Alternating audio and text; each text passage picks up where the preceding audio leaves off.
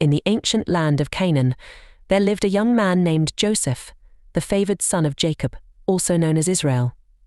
Joseph was a dreamer, a boy with a heart full of hope and a mind filled with visions of greatness. He was different from his 11 brothers both in spirit and in the affection their father showered upon him. Jacob loved Joseph deeply, more than his other sons, for he was born in Jacob's old age to Rachel, his beloved wife. As a token of this special affection, Jacob gifted Joseph a stunning coat of many colors. The coat wasn't just beautiful, it was a symbol of love, favor, and destiny. The colors shimmered in the sunlight, drawing attention wherever Joseph went.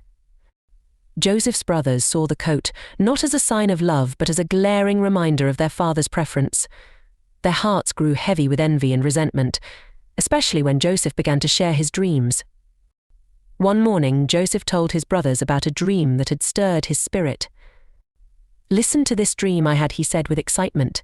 "We were binding sheaves of grain in the field, and suddenly my sheaf rose and stood upright, while your sheaves gathered around mine and bowed down to it."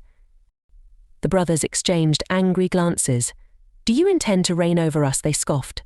"Will you actually rule us?" But Joseph wasn't done. He had another dream. "I dreamed that the sun, moon, and 11 stars were bowing down to me." Even Jacob, who loved Joseph dearly, scolded him for this one. "Will your mother and I, along with your brothers, bow down to you?" Yet, deep in his heart, Jacob wondered if these dreams held a divine meaning. One fateful day, Jacob sent Joseph to check on his brothers, who were grazing their flocks near Dothan.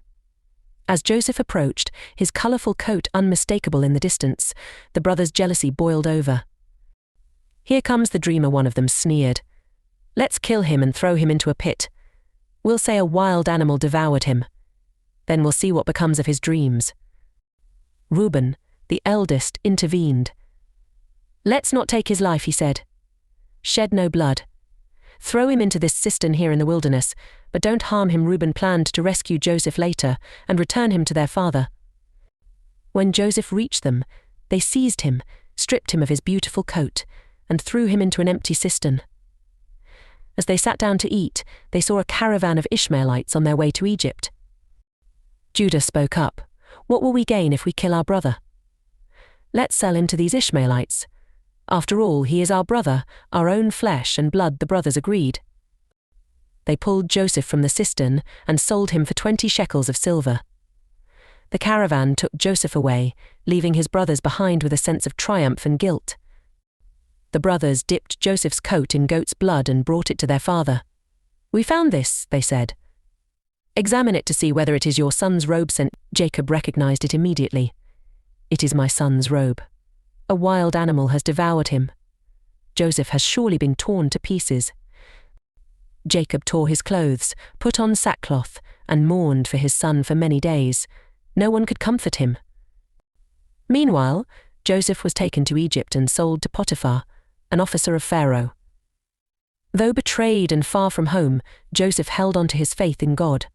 Little did he know that this was just the beginning of a journey that would fulfill his dreams in ways he could never imagine. From the depths of a cistern to the grandeur of Pharaoh's court, Joseph's story was far from over. The coat of many colors, though taken from him, remained a symbol of his unique destiny, one that no one could strip away. Watch out for the next video as we see the life of Joseph in Egypt. Like, subscribe and share. Thank you.